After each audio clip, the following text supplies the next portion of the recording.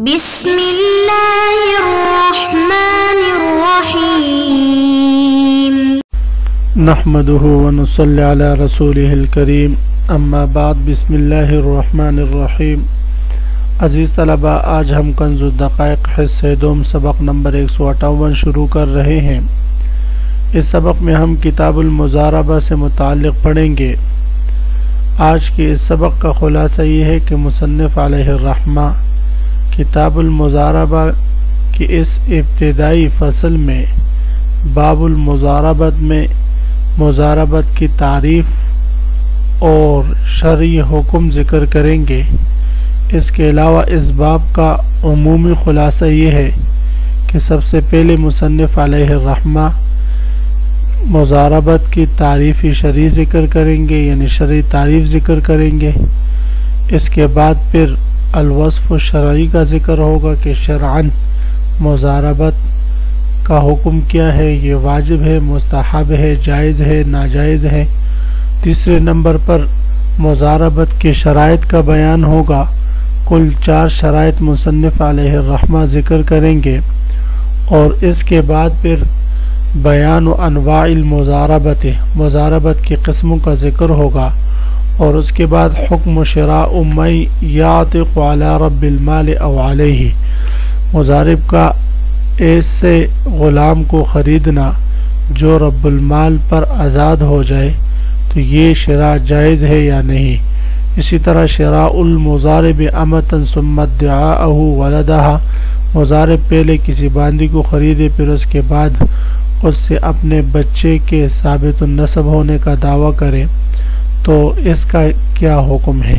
بہرحال مصنف علیہ الرحمہ اس ابتدائی باب میں یہی 6 بحثیں ذکر کریں گے اور ان کا تفصیل ذکر ہوگا۔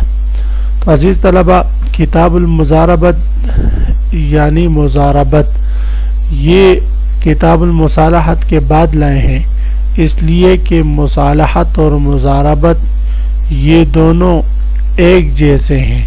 مضاربت مصالحت کی طرح ہے اور ایک ہی حیثیت رکھتے ہیں، تو اس لیے ایک کے بعد دیگرے کا ذکر ہوا۔ مضاربت یہ لغت میں ضرب فی الارض سے ہے اور مفاعلہ ہے۔ اس کا معنی ہے زمین پر پھرنا، گھومنا، گشت کرنا، چکر لگانا۔ جیسے قرآن میں اللہ رب العزت ارشاد فرماتے وآخرون یضربون فی الارض یبتغون من فضل اللہ۔ عقد مضاربت کو بھی مضاربت اس لیے کہتے ہیں کہ مضارب حصول نفع کے لیے، حصول ربح کے لیے مختلف زمینوں پر، مختلف مارکیٹوں میں، مختلف بازاروں میں چکر لگاتا ہے، تو اس لیے اس کو مضاربہ کہتے ہیں۔ اہل حجاز اس کو عقد مقارضہ اور اقراض بولتے ہیں، کیونکہ قرض بمعنی قطع کے ہے اور صاحب مال اپنا کچھ مال کاٹ کر مضارب کو دیتا ہے، اس لیے اس کو جو ہے اہل عراق کے ہاں عقد مقارضہ یا عقد اقراض کہتے ہیں۔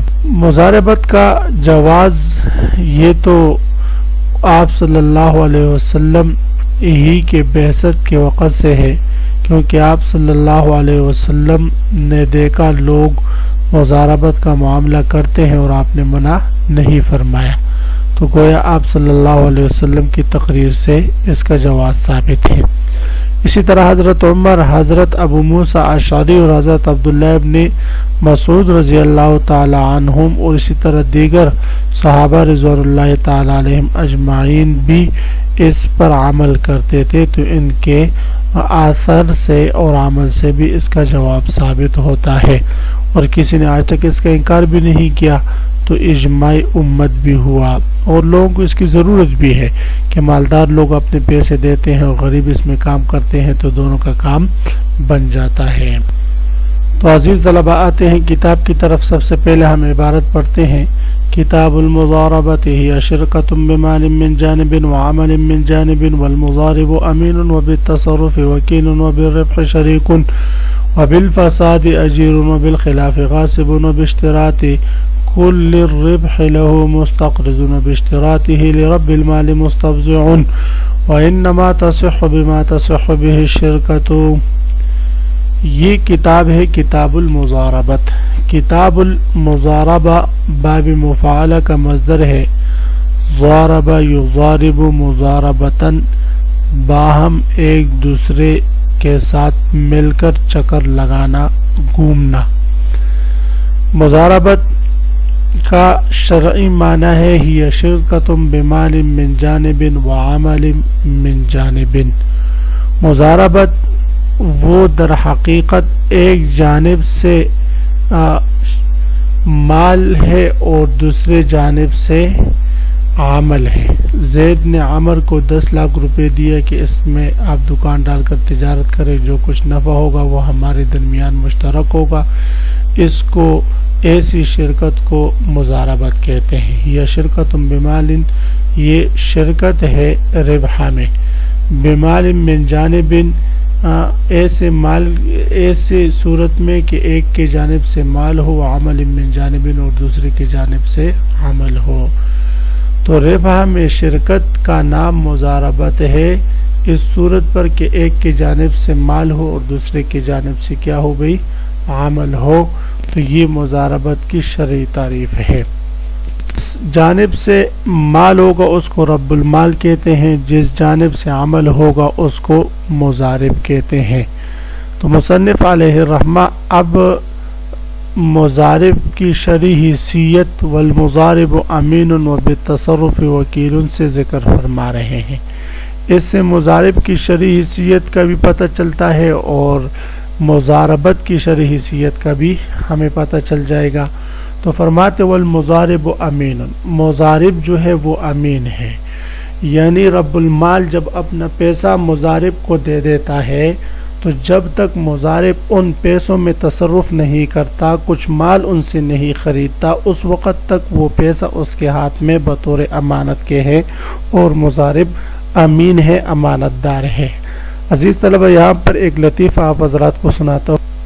جن دنوں میں مضاربت کا چرچا تھا تو انہی دنوں میں کچھ علماء سے ہمارے استاد محترم مفتی احمد ممتاز صاحب دامت برکاتہم العالیہ نے ان کے خلاف، چونکہ جھوٹے مضاربین کے خلاف ایک کتاب لکھی تھی، تو وہ ان کے پاس مناظرے کے لیے آئے منگورہ میں، اور وہاں پر مرکز میں ہم چلے پر تھے، اس وقت کی بات ہے. تو بہرحال وہ آئے تو انہوں نے کہا کہ آپ کی کتاب پر ہمیں اعتراضات ہے، اور سب سے بڑا اعتراض یہ ہے اور سب سے پہلا اعتراض یہ ہے کہ آپ نے اپنی کتاب میں لکھے ہیں کہ حرام خور مضارب. تو جبکہ شریعت نے اور فقہاء نے مضارب کے بارے میں کہا ہے کہ والمضارب امین، کہ مضارب امین ہوتا ہے، امانت دار ہوتا ہے، دیانت دار ہوتا ہے، اور آپ نے اس کو حرام خور کا لقب دیا ہے. آپ کیسے مفتی ہیں؟ یہ تو بالکل نامناسب ہے. تو اس پر ہم بہت زیادہ ہنسے، اور پھر مفتی صاحب نے مسکرا کر ان کو جواب دیا کہ والمضارب امین کا مطلب یہ نہیں کہ یہ امین ان کی ذات کا صفت ہے، بلکہ مطلب یہ ہے کہ اس کے ہاتھ میں جو رب المال کا پیسہ ہے وہ پیسہ اس کے ہاتھ میں امانت ہے. تو اس پیسے کی حیثیت کو دیکھتے ہوئے اس کو المضارب امین فقہاء نے کہا ہے. اس کی دینداری کو اور اس کے شرعی کیفیت کو نہیں دیکھا. اس لیے اس طرح تو بہت سارے رب المال ہے، بہت سارے حرام خور ہے، تو ان کو ہم جو ہے ہر ایک پر جو ہے امانت داری کا وہ کریں گے.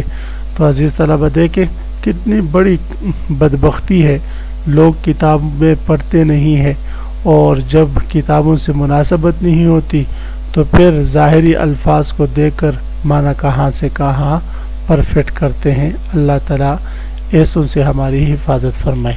بہرحال یہ شرکت بمال من جانب وعمل من جانب. تو مضارب کی شرعی تعریف فرماتے ہوئے کہتے ہیں کہ مضاربت یہ شرکت ہے، ایک کی جانب سے مال کا اور دوسرے کی جانب سے عمل کا، اور شرکت ربا میں ہوگی. اور اس کی شرعی حیثیت یہ ہے کہ والمضارب امین، مضارب امین ہوتا ہے. جب تک وہ پیسہ کام میں نہیں لگاتا، تجارت میں نہیں لگاتا، اس وقت تک وہ پیسہ اس کے پاس بطور امانت کے ہوتا ہے۔ وبالتصرف وکیل، اور جب مضارب عمل کرے اس پیسوں میں تصرف کرے تو وکیل، یہ وکیل بن جاتا ہے۔ اور کیونکہ وکیل اس لیے بن جاتا ہے کہ ان پیسوں میں تصرف کی اجازت تو اس کو رب المال کی طرف سے تھی۔ ہاں بھئی، تصرف کی اجازت تو اس کو رب المال کی طرف سے تھی، اور رب المال ہی کی اجازت سے اس نے اس میں تصرف کیا، لہذا یہ اس تصرف کی وجہ سے اگر کچھ نقصان ہوتا ہے، کچھ کمی زیادتی ہوتی ہے، تو اس کی ساری ذمہ داری رب المال ہی پر آئے گی، تو اس لیے نہ کہ اس پر آئے گی۔ تو فرماتے وبالتصرف وکیل، ان پیسوں میں تصرف کرنے سے وکیل ہوتا ہے۔ وبالربح شریک، اور جب اللہ رب العزت اس مضارب کو اس عقد میں، جو عقد اس نے رب المال کے پیسوں سے کیا ہے، ربح دے دے، نفع دے دے، تو اس حصول ربح کے بعد شریک، یہ شریک ہو جاتا ہے رب المال کا۔ اور یہ شریک اس لیے ہوتا ہے کہ اس لیے کہ جو ربح اس نے حاصل کیا وہ ربح اس کے اور اس کے رب المال کے درمیان مشترک ہوا۔ جب اس کے اور اس کے رب المال کے درمیان مشترک ہوا تو گویا کہ اس مال کے بعض میں اس کو شرکت ملی، تو اس وجہ سے فرمایا کہ حصول ربح کے بعد مضارب شریک ہوگا۔ وبالفساد اجیر، اور اگر کسی وجہ سے عقد مضاربت فاسد ہو جائے، کسی بھی وجہ سے فاسد ہو سکتا ہے، تو اس کے بعد جب تک معاملات لوگوں کے ساتھ جاری رہتے ہیں اور معاملات نہیں نمٹتے، اس وقت تک یہ مضارب اجیر شمار ہوگا، چاہے یہ عمل کرے یا نہ کرے، لیکن یہ جب تک معاملہ ختم نہیں ہوتا اس وقت تک یہ اجیر ہوگا، اور رب المال اس کو ہر دن کی اجرت دے گا۔ مثلا کارخانہ لگایا، اس نے دکان لگایا، اور ادھر سے پھر رب المال نے اس کو فون کر دیا کہ میری اور آپ کی عقد مضاربت ختم ہے، تو اس نے کہا ٹھیک ہے، دکان کا کیا کروں؟ اس نے کہا کہ بھئی میں دکان پر آؤں گا اور دکان میں آپ سے قبضہ کر لوں گا۔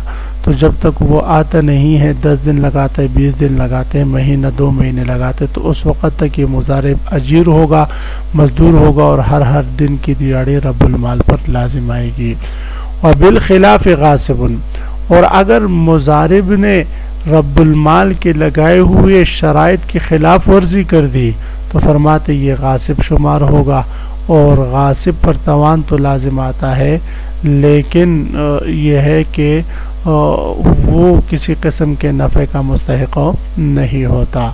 وباشتراط کل الربح له مستقرض، اور اگر رب المال نے یا مضارب نے شرط لگائی کہ تمام کے تمام ربح وہ مضارب کے لیے ہوگا، تو اس صورت میں رب المال کا پیسہ اس کے پاس بطور قرض کے ہوگا، اور یہ مستقرض ہوگا، قرض وصول کرنے والا ہوگا، گویا کہ اس نے رب المال کو کہا مجھے پیسے دے دے تاکہ میں اپنے لیے تجارت کروں اور نفع حاصل کروں، تو اس لیے فرماتے اس صورت میں یہ مستقرض شمار ہوگا۔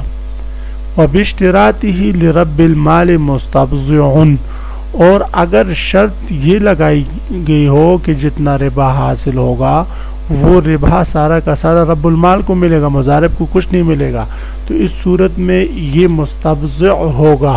مستبضع کا مطلب یہ ہے کہ مفت میں کام کرنے والا، تو اس صورت میں یہ مستبضع ہوگا، یہ عقد مضاربت نہیں، عقد بضاع ہوگا، لہذا جتنا عمل یہ کرے گا تو اس کا ثواب تو اس کو ملے گا اگر نیک نیت سے کرے، باقی یہ ہے کہ پیسہ وہ سارا کا سارا رب المال کو ملے گا۔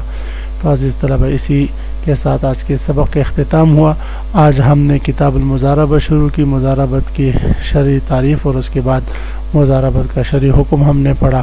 عزیز طلبہ، اس کو خوب غور سے سنیں، یاد کریں، سمجھیں۔ اللہ ہم سب کا حامی و ناصر و آمین، وآخر دعوانا ان الحمدللہ رب العالمین۔